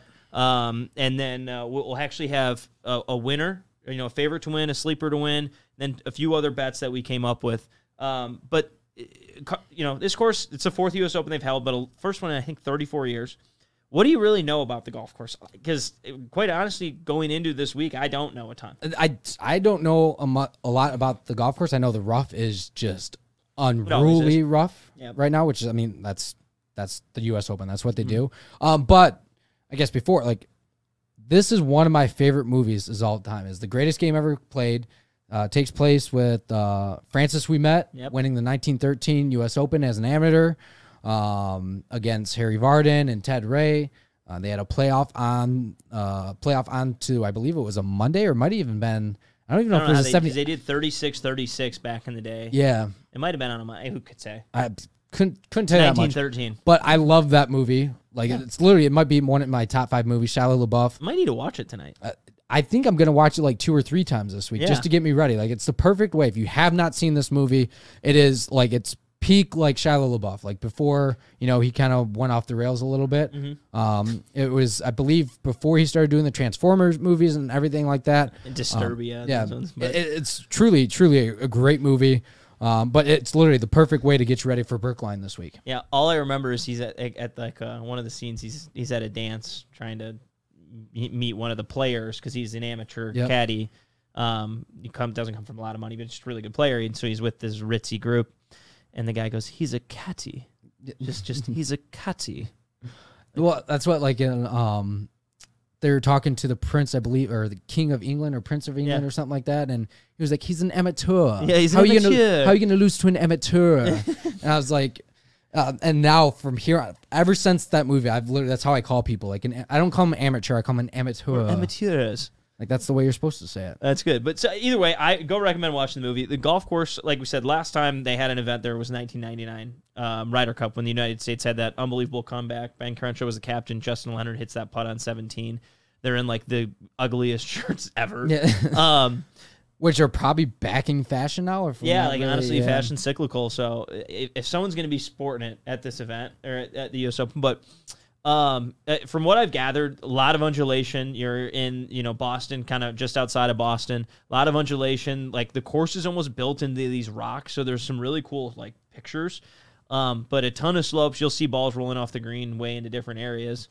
And I'm excited. I think sometimes when they go to these U.S. Open venues that aren't well known, it's a lot more of a, what I would say, you don't know what to expect. Like, I know what I'm going to expect with Pebble Beach or with Torrey Pines. Like, I loved playing Torrey Pines. It's an awesome course. Not fun for a U.S. Open in my mind. But, like, this one, I don't really know what to expect. And, we had some of the ones with Chambers Bay, which was, like, way out there. You had Aaron Hills, which was different. So I'm intrigued to see how this one kind of looks.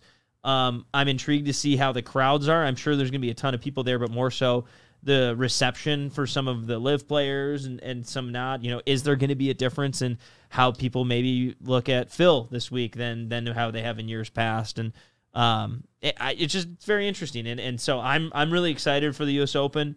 My favorite major still is always going to be the Masters. I think that event is so much fun.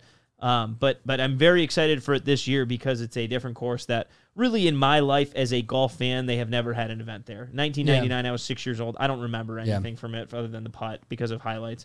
So that's what's I'm probably really looking forward to is who's going to kind of like become the legendary face at Brookline now. Yeah, and that's a very like extremely well put. Like that not that I like have any type of relationship but like since I love The Greatest Game Ever Played, like that movie so much, like that it holds a little bit of a special value to me from that sense. And kind of while you were just standing there, I looked up, who designed it. Willie Park did it back in the early 1800s. One of the first, or not early 1800s, but like I think when the club opened, it was like back in the 1882, a group of men from Boston met to form the club. So, or Willie Campbell, not Willie Park. Okay, I was about to say Willie Park did Meadowbrook too. Yeah. No, Willie Campbell. Sorry. I was really excited to be like, oh, nice. Yeah. We got another major championship one. Yeah, we got a little tie there. But Willie Campbell designed the course, par 71. So it's obviously a little bit different, not a par 72 like we see at most, but not terribly long. Like I believe at Torrey Pines a couple years ago, it was stretched out to 7,800 yards. Yeah, Aaron Hills was like close to 8. And this is only 7,000 yards, so it's going to be. I don't think it's definitely not one of your longest courses that we've ever played, but all in all, it should be pretty good. I think it could be a lot like Olympic, where I think Olympic played at like 6,800 when Webb Simpson won in 13, where it was a lot more positioning. Obviously, distance is always going to be a value, but because of the undulation, I think it kind of counters what like they did at Winged Foot, where like Bryson just bombed it down, and had wedges into the green. I think it'll be different because you need to really place yourself in the right area. So that'll be what's I think it's interesting. I think it's worth noting Gil Hanse did the renovation of this golf course as well. He did Southern Hills, which I thought was a ton of fun to watch. Well, he does every golf course. Yeah, Gil Hanse, like obviously the number one in golf course architecture, him and Tom Doak right now. Yeah. But it'll be again just a different type of test than what we saw at Southern Hills and a wildly different golf course.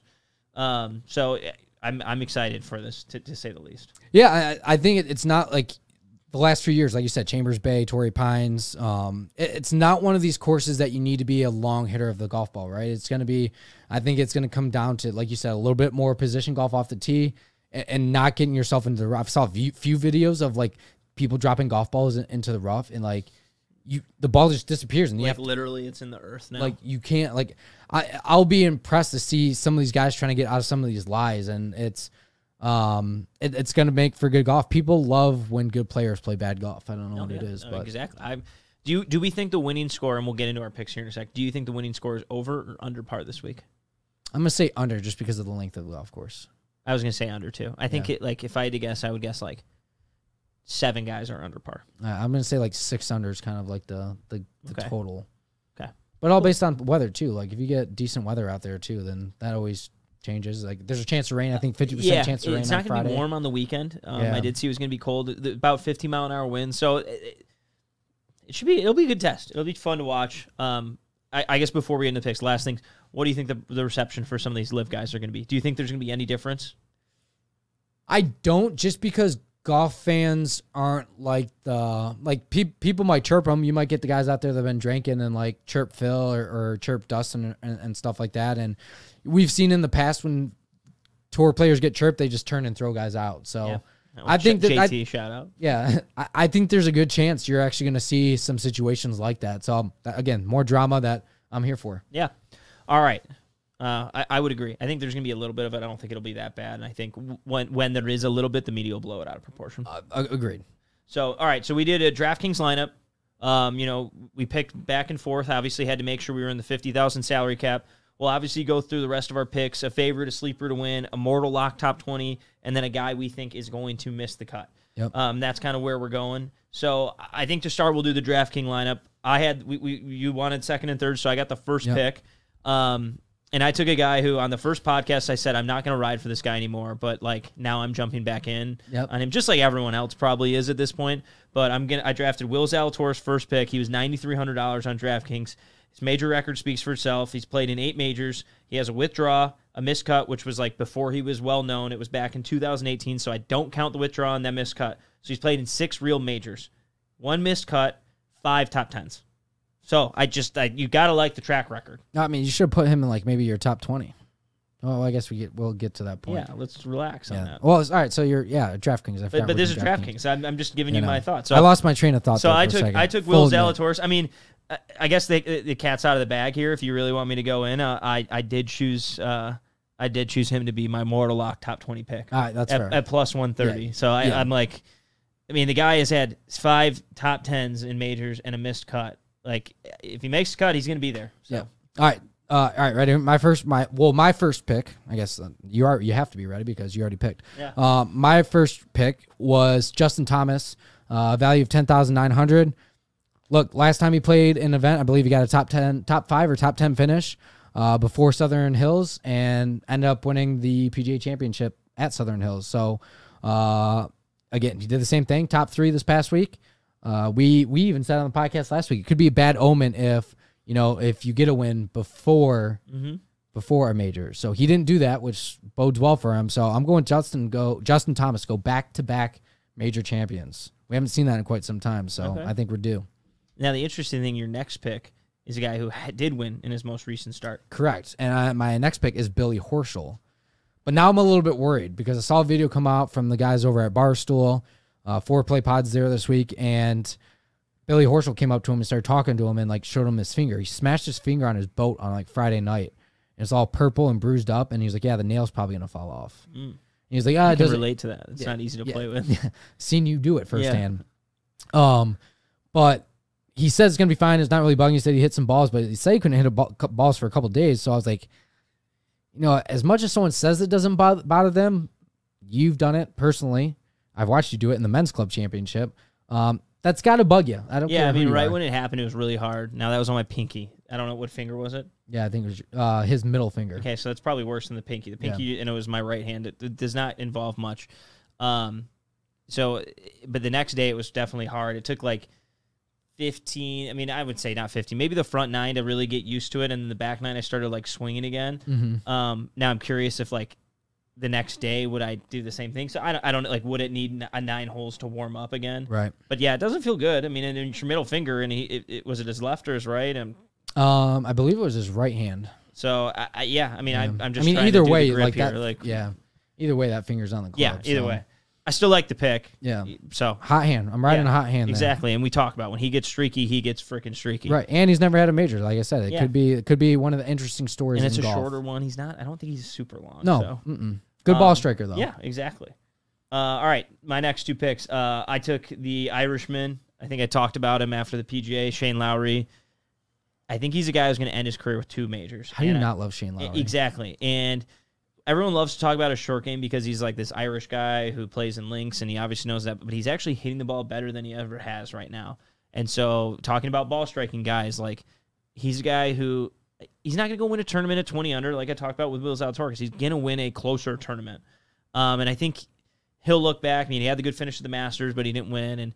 And he played the PGA, got like 20, mid-20s, but he was never in contention. I think he's going to have a little chip on his shoulder, pissed off, and I don't think he's going to be leading after the first round, but I sure as hell will tell you I think he'll be in the top 10 at the end of the week. I like him. Now, I'm going to convince myself that there's 30 guys that are going to be in the top 10. I do like that, like from sponsoring back to, the greatest game ever played. Ted Ray, big burly Englishman that, like to drink and have a good time. Shane Lowry, kind of that same build. So, and you want to know another fun fact about Shane Lowry relating to the greatest game ever played? Last amateur to win a major event on a major tour, Shane Lowry. There you go. So just note that little nugget. I feel like I have to research just to validate that that's the case, which I'll do when you go through your picks in a sec. But I'm like 90. You got me convinced just the way you said it. My third pick, I wanted to go a little cheaper. So Shane Lowry was 9,000. So I was like, all right, now I got to get a little cheaper. I want to take this guy before you. To go along with my ball striking theme, Corey Connors, the low Canuck at the Canadian Open. He's had a pretty good major record. He missed the cut at the PGA. But again, I just think the way he strikes the golf ball, and he's starting to get back into form after kind of a mediocre week at the PGA. I like him, and he's had a good major record in the most last couple of years. So look out for him. He did play in the USAM at Brookline in 2013, and I think came in. He was a semifinalist. Mm-hmm. Not that really matters whatsoever because the course is different. But I definitely like Corey Connors, $7,900. I think it's a nice value at that price. I like that. All right, my next two picks. I was going to actually go with the Canadian too, just because of the, just coming off of that week. But I think those guys were maybe kind of riding a high of the high. But my next two picks are Tony Finau, 8,200. Again, guy that's been playing good golf. He always seems at a lot of these big tournaments. He seems to show up. Now, can he win one of them? That's kind of been the story of his career right there. But I do think there's a chance he at least plays well. He played well this last week. He finished off 18 with nasty little snake birdie to get himself solo second. That putt took 30 seconds to go. Yeah, I know. When he hit it. It was awesome. But again, another guy that did not win the week before. So I'm going to kind of ride that hand and hopefully he can maybe get one done. I think everybody in the world would love to see Tony Finau win a major. Mm-hmm. I would agree. And why not better at the U.S. Open? Mm-hmm. Next pick. I kind of picked this guy. I feel like I picked this guy every major, but just one of the purest golf swings I think on the PGA Tour as the last couple of years is Sungjae Im, the Korean. I don't know. Like I believe, wasn't he in contention at? He was either in contention at the Masters or the PGA Championship. I don't think he's had a really good major record this year. I swear he was competing in something. Maybe the Players? I'm looking it up. All right, real quick. Sam pulling up for me. But he got T8 at the Masters this year. Yeah, so I thought he was like after the first or second round or second or third round, he was at least up there in the top 5. So yeah, why didn't he play at the PGA this year? I'm surprised. Oh, did it say he didn't play? No. Huh. I mean, he must have. Oh, you know what? He had a positive COVID test. Oh yeah, that was it. That's why he didn't play. So okay, tied 8. So what the fuck do I know? Yeah, I mean, there we go. I'm riding because I was about to start ripping on like what kind of pick is this? He hasn't been playing well. So I'm riding with my boy Sungjae. Okay, can I get a Hung Jae? One before we get into anything, Shane Lowry did win the 2009 Irish Open as an amateur, defeating Robert Rock on a third playoff hole. What a name! So he also has a great head of hair, Robert Rock. If you want to look that up, I'll have to look that one up. He's a silver fox. All right. People call me a silver fox. So I talked about Corey Connors and his history at the Country Club in 2013. Going to another guy who has some history, winning the U.S. Amateur in 2013 at the Country Club. Again, how much does that matter? Probably not because it was 10 years ago. But Matt Fitzpatrick doesn't have a PGA Tour win. He's 8,500 on DraftKings. Another guy who I kind of thought, like, let's get guys who really like to play at low-score golf courses. And Matt Fitzpatrick, just to give you a rundown of his major record this year, T38 at the Masters. Excuse me, wrong end. That was 2018. T14 at the Masters. T5 at the PGA. I just like where his game's at. He's kind of like a top 20 machine. I think he's a valuable pick. Ball striking better than he has in his entire career. Not that he's like a great ball striker by any means. So I really liked him there. And then I took Sam Burns at 8,300. So I really kind of have 5 guys congested from 7,900 to 93, which is a little different. Yeah. None of the horses. But I took Sam Burns. I just think he's a really good player. And he's playing some of the best golf he ever has. Yeah. He's young. He's at some point going to start turning this into like contention in majors. And I want to be there for it. So I was kind of like good value, good player. think he's like, according to Data Golf, like one of the top 10 players in the world, which is strictly true strokes gained. So I'm going off. You're living and dying by your boy Sam Burns, and I love it. Yeah. Oh yeah. I'm totally here for that. The vanilla. All right. My final 2 picks. So Davis Riley, again, another guy that I've talked about a few times on this podcast, who I think again, don't know if he can necessarily win it for his first ever career win, but what a story that he's been competing all year long. And then a name that I felt like pretty good that you kind of already hinted at is, talked about the Olympia Club. Of course, that wasn't terribly long when he won his U.S. Open, but I'm going with Webb Simpson. The weird swinging Webb Simpson. He does, and he loves his hybrids, He did. I don't know if he still does anymore. If I could hit my hybrid like the way he hits his, I'd take it. It comes so soft. Yeah. All right, so to wrap it up, I had 7,000 kind of strapped here. It's like, okay, who do I think could have some sort of equity and contention and stuff like that? So I went with Cockbite.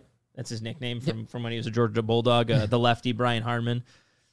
He was competitive at Erin Hills. He's like been somewhat competitive in majors through the years, and I was like, all right, that's a cheap guy at 7,000. I'll take a flyer on him. Yeah, but small guy, not a big guy by any means. But one of the coolest things I think I've ever 2 hole-in-ones in the same round on a PGA Tour event. Yeah, that was pretty probably impressive. 4 or 5 years ago now. But I was like, I don't even have one yet, and this guy did it in the matter of like 10 holes. 14. Yeah, exactly. So we'll see who wins. I guess we forgot to say the winner of that, we did a bet. Whoever wins. So we did a head-to-head match on DraftKings. We'll post it and stuff when the results are. But the loser will go play 18 holes, has to wear the outfit of the winner's choice. The winner gets to choose whatever they wear. The good news is we're both, I think, similar sizes. I'm a little fatter than you, so you might be wearing some baggy clothes. But I got some weird colored stuff that you might get stuck with, and we'll have some fun with it. Yeah, I'm hoping. That's assuming I win. I probably won't. Yeah, I mean, but you're kind of a numbers degenerate, so I don't like my chances, to be completely honest. But my DraftKings stuff sucks. I've only won like one big DraftKings thing one time, and I've been playing with that house money for like 6 years. That's one more than me. So how much did you win? I won like $600. Oh, sick. In DraftKings. It was like my buddy, my buddy Tim just won like $12,000. Yeah, that's what keeps me coming back. Yeah, stories like that. Yep, and it's closely related. So we'll post and maybe I'll do a cool graphic now that like honestly like if you go follow us on our Twitter and our YouTube channel, you'll start seeing me get a little bit more active on there with 2 back-to-back golf trips. I've time crunched a lot of things and I haven't been able to do a lot of stuff like on the weekends or at least the weeknight.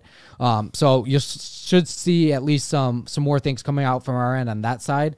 I have a little bit more time on my hand to do it too. So make sure you follow us on Twitter and go subscribe and like to our YouTube channel. Love it. A little plug there for ourselves. Self-plug on the pod. Of course.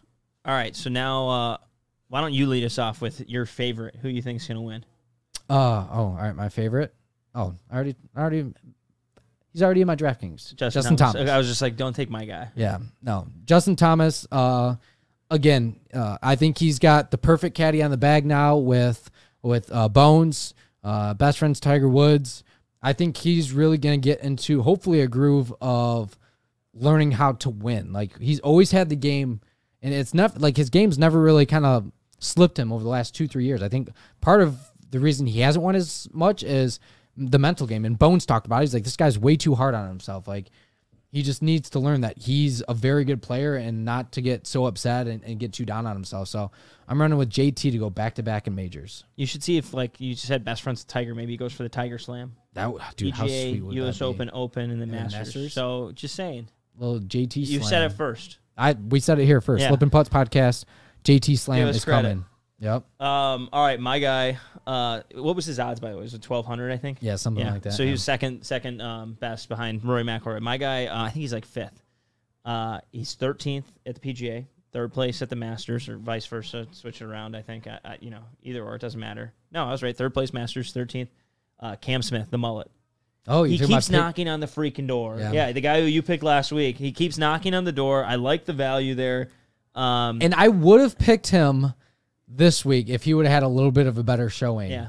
But his little first round blunder scared me a little bit. Personally, I think he didn't give a shit about last week. He was like just going to hit his. Maybe he's listening to Lippin Putts Podcast and doesn't know. He knows like if I win, I can't. Then I can't. So he shot himself out of it the first round and played Rory's role of trying to get back into it the last 3 rounds. So I like him. He, again, when you're talking about like the winning score is going to be closer to par than more events, like he's a guy that I typically, him and Fitzpatrick are typically guys I think of right away. Yeah.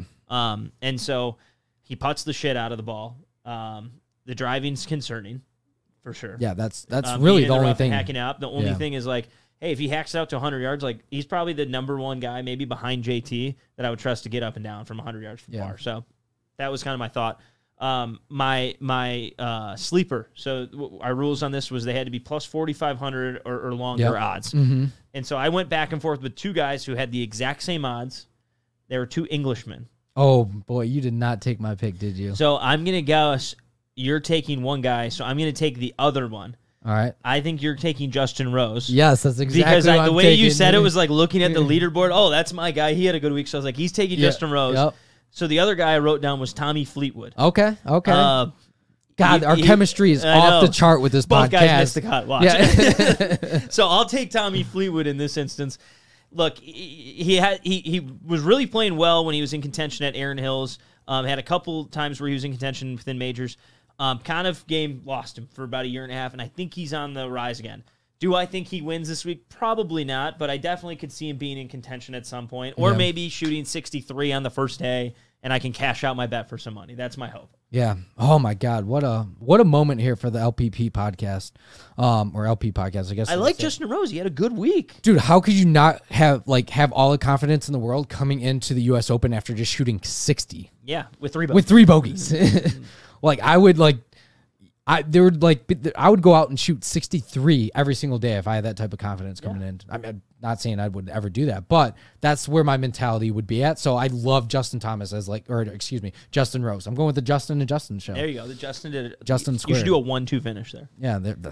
Exactly. How good would that look? All right. Mortal Lock top 20. I already said Willie Z's my guy this week. Like, major record speaks for itself. Ball striker. The whole goal is like, just don't miss the freaking cut or shoot 78 the first day, and you'll be there. Like, anytime you see he needs 4 rounds to like have everyone come back to him, because I don't know. I doubt he's going to be leading after the first round. He putts it not well enough to be doing that, but he ball strikes it enough to not lose shots. Well, the scary thing too is like anytime you say like Mortal Lock, it feels like you're calling a loss. Yeah. So all right, but I'm riding with this one. My Mortal Lock, Max Homa. Top 20? Yep. Mm-hmm. I don't think he's had a top 20 in a major. He had T13 at the US or at PGA Championship. Before the PGA, he hadn't had a top 20 in a major. That is correct, because he's going to string them together now. Yep. So that's what I'm going with. I didn't realize until I was just looking this up that Max Homa is 31 years old. Yeah. It's kind of old. NCAA champion, though. Yeah. Cal Berkeley. But yeah, Max Homa, again, he's got a victory this year. Would love him to win. Oh my God. That would be great for just the Twitter world and personalities. And exactly. Max Homa is beloved by all. Mm-hmm. All right, missed cut. They don't have odds. We couldn't find the odds, but we're going to pick a guy to miss the cut that we think is somewhat... This Mortal Lock, this is like my lock of my lifetime. This guy's for you. Are you going to say Phil Mickelson? Yeah, that's exactly what I'm saying. That's probably like minus 4,000 right now. Like that is not taking a stretch. Now, would you be pissed if he won the U.S. Open? Would that piss you off? No, because I know you're not a Phil slappy. No, but it'd be a great storyline for golf, so I'm here for it. All right, well, you need to come up with another one while I'll Am I that easy to read on this podcast? Well, just based on you're like, oh, I know it. I was like, I mean, like, I want you to get a guy who like hopefully has plus odds on this to miss the cut. Okay, all right. I'm going with Louis Oosthuizen. Okay. Great major record, especially as of late. He's playing LIV, doesn't care as much anymore. Yeah. Coming across the pond, missed the cut at the PGA. I'm like, you know what? I just don't think he gives a shit, and he's gonna miss. I really hate that I'm this obvious to figure that out, but I do love Louis. But you're playing a dangerous game based on that guy's record. Oh no, I know, and the it's like one thing I can tell you, he will not win. He'll fly as close to the sun as possible and get second place, but he won't win. Yeah. But I'm calling him to miss the cut. He could be the one, like, the final round going into Sunday, like, if he's in the final group and someone chirps him, he's going to be the one that throws a club? Gets a bunch of people thrown out. Oh. Have you figured out who you're going to have miss cut? Not yet. I just want to keep naming off the LIV golfers because I feel like they're just going to be a mental. Like, that was about. We both had LIV golfers there. I just feel like the media, like, you could take any of them. I think you take Dustin. You can take Dustin. Didn't play that well. Take Charles Schwartzel. Well, I don't even know if he's in the event. Charles Schwartzel played pretty well at the Masters. So yeah. Oh, so he should be in because of that. Yeah. But like. I think they're just going to be facing media questions all week long about like their morals, and like it's just going to eventually, it's just going to wear them down. So how about this? I'll give you this.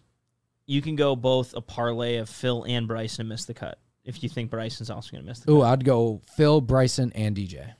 You're going to take them all. I'd take I don't off. think DJ missed the cut.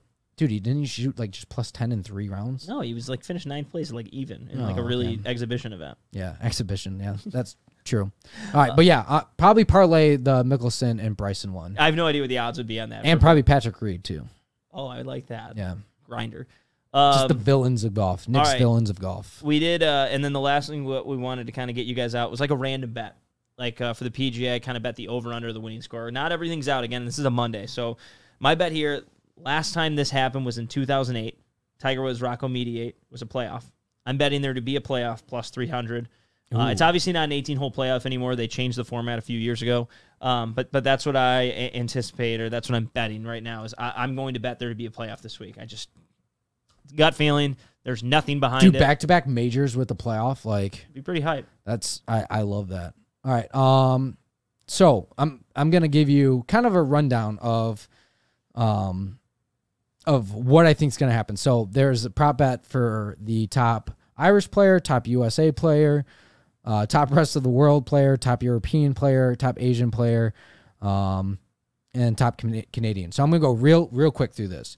So my top Irish player, I'm going with Rory. I mean, that's pretty safe bet. Over the bloke, Shane Lowry? I wanted to go Shane Lowry just to kind of be a rider with you, but Rory just won last week, so that's kind of tough to bet. Top U.S. player, Justin Thomas, +7. I mean, I have to go with my winner, right? Top rest of the world player, I'm going with Sungjae. I mean, he's in there. Who are some other players on that list? Cameron Smith, Joaquin Niemann. Niemann's probably a good one there at +850. Hideki, Sungjae, Corey Connors, Mito Pereira. How does Hideki do first round after being DQ'd? I don't know. Maybe rattled. There's no way. He's going to be like 23rd place. He's probably not going to play good because he doesn't have that stuff on his club in the anymore. paint. Yeah. Top European player, I'm going to go actually with, I like Matt Fitzpatrick. Yeah. I'm riding with you on that one. And then top Asian player, I already said Sungjae Im. So my DraftKings already had a good mix of all these players in it. So I don't even know why I went through this list. 2 random things I just wanted to also get us out on, and random people that you maybe want to look at betting. Mito Pereira and Cameron Young. I mean, obviously 2 guys who got top 5 at the PGA. I would really look at Cam Young. Dude's strong. The rough won't phase him. He'll be able to hack it out of that stuff. Look out for him. And Mito Pereira from a true strokes gained again. Very underrated in the season that he's having. Obviously, a really good finish at the PGA, but no one really knows who he is outside that. So just I would if you have and want to sprinkle something on top 20, top 40, those would be good guys to look at. But I love this, a top 10 parlay. I'm just steering into it. I did that at PGA. Only one of them was right. Oh, okay. But I don't see how this loses. All right, what do you got? Will Zalatoris, Cam Smith, Matt Fitzpatrick. What are the odds on that? I can't do it. DraftKings isn't letting me yet. In a couple days, I'll be able to hopefully get it. It should be pretty lofty odds. I mean, the last time I did it, it was Cam Smith, Hideki Matsuyama, and Shane Lowry, and it was 15 to win $750. Yeah, so I had that same issue too. Like when I was betting football, like if you did it too early, like you won't be able to get the odds yet because I honestly, I could be wrong on this, but I think they might wait for like the weather conditions. Like obviously some stuff are in a dome, but I think they get more promos in there basically and stuff, but. Either way, those I wanted to throw those 2 tidbits for if they hit, I look like a genius. When they don't hit, well, it's a fucking top 10 parlay. Yeah, I mean, there's 156 guys in the field. Yeah, it's impossible. No one knew it. Come on, give me a break. Cut the guy a break. Yeah, like jeez. Yeah, it should be a great week. So I don't know if you saw. I put it on my Instagram story. Did you see the TaylorMade golf bag that they're rocking this week? I did. That thing is sexy. Mm-hmm. Obviously, I was on TaylorMade staff when I was an assistant golf pro, but if you're kind of a history buff too. It's got some history in it. So TaylorMade does a good job with this each year of like doing like a signature bag. I got the one a couple years ago. They actually did, there was that Shinnecock. They did like kind of a homage to the Yankees a little bit, but like there was a little bit of navy pinstripes on it, but I actually went and got a Detroit Tigers D put on the bag. Oh, that's sick. So it actually kind of looks like Tigers colors to begin with. But like you open up the pocket on this side is a bunch of like hot dogs and stuff like that. So a little bit baseball theme to it. This one has this one's like a early America one with like the Paul Revere story and like Patriot type stuff. So like the head covers are like the red jackets and stuff from the early 1700s or late 1700s, I guess you'd say. They have two lanners on the back, so like if you remember your history, 1 if by land, 2 by the sea. If the British were coming, they have that on the bag. They have April 18th, 1775 of the night of Paul Revere's ride. And this bag, like again, if anything you have with the tea party, Boston Brewery Culture. Nothing with the tea party, though. Oh, that's disappointing. But then they have 246 on the bag, which is Francis Ouimet's house number from living across the street from Brookline. That. So that's another cool story within it all. Does every TaylorMade guy have this bag? Yeah, year? every TaylorMade guy will have it this week, well, which is... Someone from TaylorMade's going to win now. Yeah, you have to, right? It's got America screaming all over. There goes all of my picks. But, like, the font, too, like, almost looks like John Hancock's type writing. Yeah. Like, looks like the Declaration of Independence almost. I'm a sucker for those promo things. Someone told me today they have a bag that they could sell me, and I was like... How much was it? My guess is probably right around $400, $500. That might be worth it. I tell myself, but I don't ever I have the U.S. Open. I might use that plug then, though. Yeah, I'll line it up for you. Yeah, we'll talk about it offline. Offline, yeah, of course. Either way, I'm very excited for the U.S. Open. It's a good episode. Cheer for Cam Smith, not Justin Thomas. No, I'm kidding. It'd be great. I'd love for it to be a close event. You know, Yeah. Not that like Scotty Scheffler's Masters win wasn't awesome or anything. It's always fun to see that, but like I like when it's really condensed. Yeah. And that's what we're hoping for. And obviously you want to see the best guy come away with the win. And you know, if we get a playoff, great. I know I get a little worried because of like how good the leaderboard was last week. I was like, there's no way we get that back to back. But at the same time too, all those guys are playing really good golf. So like, yeah. Obviously we're gonna miss Tiger not being there this week. Smart decision though. We haven't even talked about that. I know we talked about it on last week's episode a little bit. There's not much to talk about. But yeah, unfortunately he won't be there.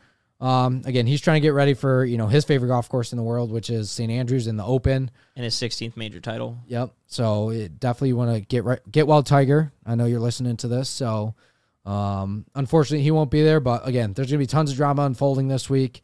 Again, with the LIV Golf Series and can't wait to see the press conferences. Dude, it's must watch TV right now. It's never thought you'd say that like on a Monday, Tuesday or Wednesday before a major, but here we are. One guy we didn't talk about. And we're going to leave him on this note. Our last thoughts before we leave. Brooks Koepka.